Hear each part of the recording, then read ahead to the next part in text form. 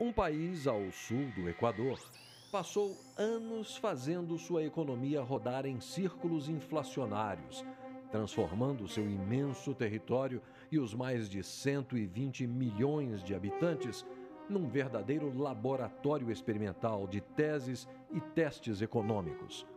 Lembrado como o país das jabuticabas, fruta doce, exótica e desconhecida fora do seu território, este país proporcionou ao mundo mais uma estranha novidade.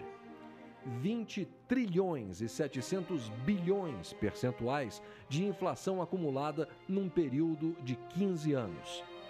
Sem guerras internas ou externas e abençoado por natureza, não havia justificativa racional para o abismo numérico. Não foi apenas mais uma jabuticaba amarga oferecida à ciência política e econômica. Foi um recorde mundial de imposto indireto e concentração de renda.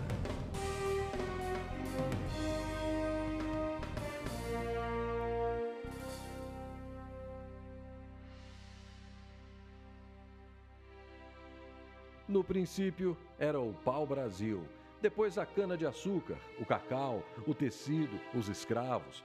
O Brasil teve muitas moedas de troca, escambo, e as moedas de fato desde os florins dos holandeses, o real, no plural réis, o cruzeiro, cruzeiro novo, cruzeiros de novo, cruzados, cruzados novos, cruzeiros novamente, cruzeiro real e real. Foi com Getúlio Vargas, a Segunda Guerra e a industrialização que o Brasil conheceu o cruzeiro.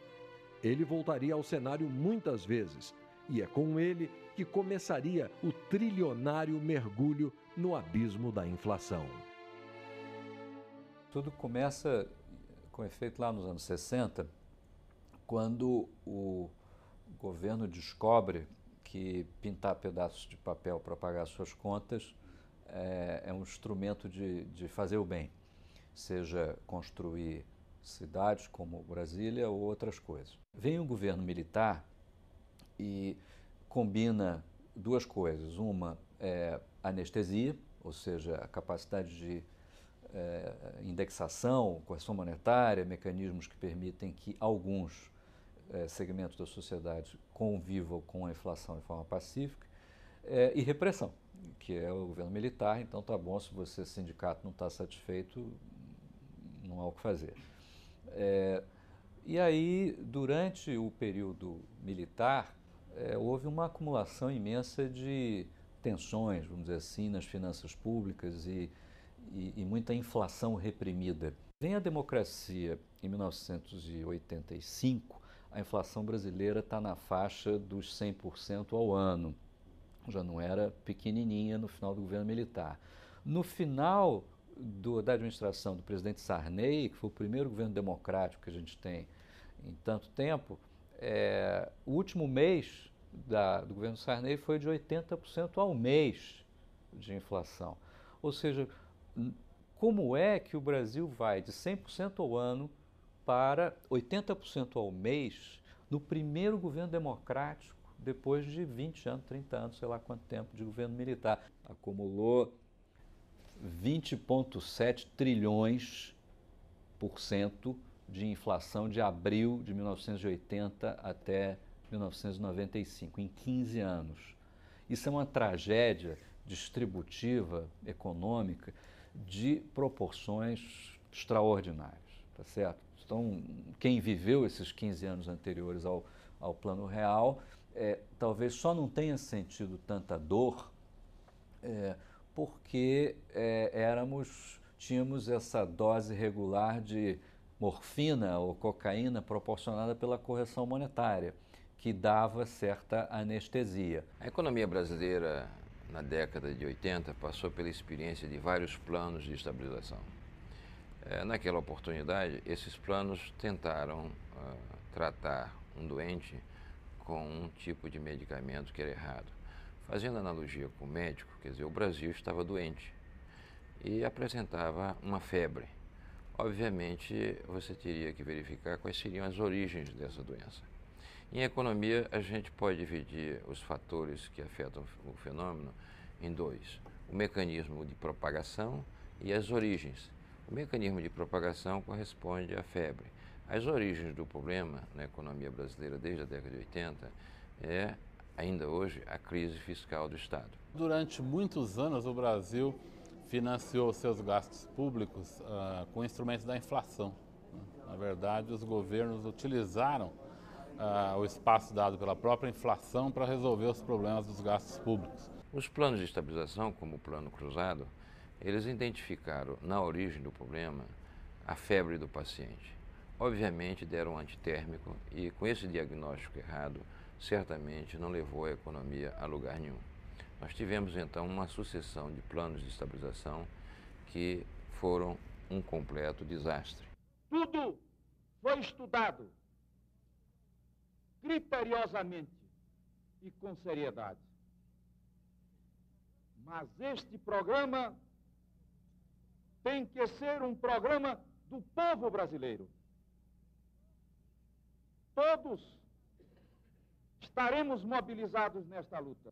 Cada brasileiro ou brasileira será e deverá ser um fiscal dos preços. E aí, posso me dirigir a você, brasileiro ou brasileira, para investi-lo num fiscal do presidente, para a execução fiel desse programa em todos os cantos deste Brasil. Na verdade, era o Larida, depois Cruzado, um plano de Pércio Arida e André Lara Rezende, estudado desde o início dos anos 80. Ainda era uma teoria, mas o horizonte não apresentava muitas alternativas. Quando já estava assim na boca aí de sair o plano, alguém disse para o Sarney assim, né? Olha, mas o negócio é o seguinte, isso aqui é uma jogada de alto risco, se der errado vai ser uma hecatombe, né? Aí o Sarney falou, não tem problema, a situação já está ruim, quer dizer, não pode ficar pior que isso. Então o que, digamos assim, levou ao Sarney a tomar a decisão do plano foi mais ou menos que era uma última saída. Ao contrário do plano real, né, se chegou à conclusão de que o plano tinha que ser uma surpresa, tinha que ser aplicado da noite para o dia e tinha que ser uma surpresa. Eu mesmo dei uma entrevista desafortunada ao Jornal do Brasil porque fiz a crítica. Uma semana depois veio o plano, eu não sabia. Tinha sido líder do governo, mas era senador e não tinha informação. Aí veio o plano cruzado, que foi, digamos, a primeira tentativa mais organizada de enfrentar a questão da inflação, né? E o plano, no início, deu certo, né? Ele veio com certos componentes que eram complicados, porque um foi o controle de preço, né? E controle de salário. E essa coisa toda que depois é difícil depois você manobrar. Doravante, 1.000 cruzeiros passa a valer 1 cruzado e 13 cruzados e 80 centavos, equivalem a $1. Todos os preços em cruzados estão congelados.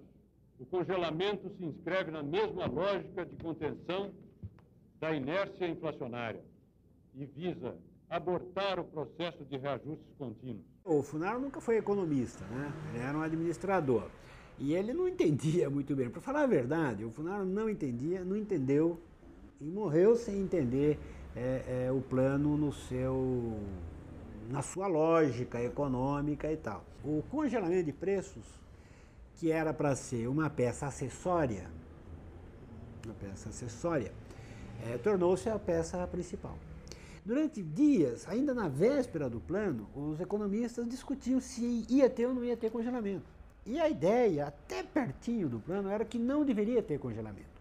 E eu lembro que o Pércio Arida sempre dizia, não, a gente tem que ter assim, um preço subindo, um preço caindo, de modo que a média dá zero, para dar uma inflação zero. Se você faz o congelamento no dia 10, o que acontece? Como é que estão os preços no dia 10? Bom, tem preço que acabou de ser reajustado, está no pico. Tem preço que foi reajustado há uma semana, está na média. Tem preço que foi reajustado há 3 semanas e está no vale, está no nível mais baixo. Vamos imaginar que só tenha 3 agentes na economia. O João, o Antônio e a Maria, né? Quer dizer, então o João aumenta seus preços todo dia 1º do mês. Aí a Maria, que compra do João coisas, etc., aumenta seus preços no dia 10 do mês. E o Antônio aumenta no dia 20.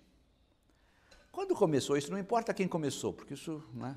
Mas isso começou e está funcionando. Agora imagine que você queira acabar com essa... E a inflação então está em 10% ao mês. Todo mês tem uma inflação de 10%. Que é uma média dos três. São os três. Os três aumentam 10%. Né? Seus preços, só tem 3 agentes na economia. Né? É um modelinho. Agora, o que acontece? Quer dizer, vamos que eu diga, João, você precisa parar de aumentar seus preços. Então, quando chegar o dia 1º, você não aumenta seus preços. Né? Porque nós vamos fazer um plano, vamos fazer... cortar o déficit público, vamos fazer isso e aquilo. O João diz, bom, mas se eu parar de aumentar, se eu não aumentar meu preço agora, eu vou sair perdendo muito, porque eu já aceitei os preços mais altos deles, eu vou ficar com os meus preços relativos muito abaixo dos outros. Eles também param, mas eu fico desequilibrado, não posso parar. O resultado, dadas essas complicações todas, o pessoal falou, então vamos congelar os preços básicos. Quais preços? Quer saber de uma coisa? Está tudo congelado. E aí, quando chegou perto do dia que o Sarney e o Funaro foram se entrosando mais com o plano, mais o Sarney, eles ficaram com medo dessa ideia. Como é que faz uma desindexação e tal? E aí vem o negócio de congelamento. O congelamento é perfeito. Para um político, entende direto, preços estão congelados. Isso aí é uma coisa fácil de entender. Né? O que é congelamento? E como tinha alguns economistas do plano que defendiam o congelamento, então vai de congelamento. Entende? O Sarney, o Sarney dizia, chegou em determinado momento, o Sarney falou, olha, eu estou entendendo, mas eu acho que sem congelamento não funciona. Inicialmente as pessoas não entenderam direito, e depois, como realmente a inflação foi derrubada, houve uma adesão completa, né? Agora, veja bem, ela foi derrubada e as pessoas aderiram porque eles fizeram o congelamento de preços, né? O presidente, na época, José Sarney, chegou a ter índice de popularidades nunca visto no Brasil, né, acima de 90%. E a adesão foi tão grande que criou-se até os fiscais do Sarney, pessoas que fechavam o supermercado, que estavam remarcando o preço. Chame o nome do José Sarney, o nosso presidente e o presidente da nova república. Um plano cruzado, que foi o primeiro plano mesmo, assim, mais forte que eles tentaram fazer para deter a inflação, no primeiro momento foi até interessante para a gente ter uma semana, pelo menos um mês de preços estáveis, era super interessante para a economia, as pessoas estavam mais animadas, estavam querendo comprar mais, querendo gastar mais, e a gente tinha como também ter uma ideia melhor do que estava acontecendo com o pequeno comércio da gente, né? Mas quando a política entrou no meio da economia, que eles proibiram o Funaro de reajustar os preços de 3 em 3 meses para que as empresas começassem de novo a colocar os produtos no mercado, entendeu? Começou a haver desabastecimento. Esse desabastecimento quase que acaba com as pequenas casas, porque eles não tinham poder de fogo para poder fazer compras. Eu me lembro que uma vez o ministro era o Dilson Funaro e eu era senador. O Dilson foi ao Senado, acho que em maio de 87, né? Não, 86. 86. Então, quando ele foi lá ao Senado, foi em maio de 86. Ele foi ao Senado para dizer que ele ia acabar com certos mecanismos de controle. Eu até apoiei. Mas isso caiu muito mal, porque todo mundo queria mesmo uma economia controlada, com o governo interferindo, né? Com controle de preço, não sei o quê, porque era esse o hábito. Um pouco antes do cruzado, a gente fazia um remanejamento de preços semanal. Então, no início do mês, você estimava uma inflação para aquele período e já fazia um aumento de preço. E durante a semana você iria corrigindo para mais ou para menos, dependendo da evolução dos preços. No plano cruzado, houve o congelamento total, pegou todo mundo desprevenido. A demanda fluiu de uma forma bastante exorbitante, não havia produto disponível. Isso foi sendo levado durante 3, 4, 5 meses. Depois de 7, 8 meses, nós fomos obrigados a fechar as portas durante um período, porque não havia receita para fazer pagamento e não podia comprar algo por 100 e vender por 50. Ninguém faz mágica. Me lembro de um dos momentos mais difíceis, foi quando na época do plano cruzado. Porque com o plano cruzado houve um período maior, me lembro de trabalhadores dizendo, poxa, Vicentinho, você do sindicato estão criticando o pacote, mas estou tomando cerveja baratinho aqui faz tempo. faz meses que eu estou tomando cerveja. E a gente fala, puxa vida, daqui a pouco explodiu outra vez. Eu acho que era a terceira ou quarta semana, o Funari, então,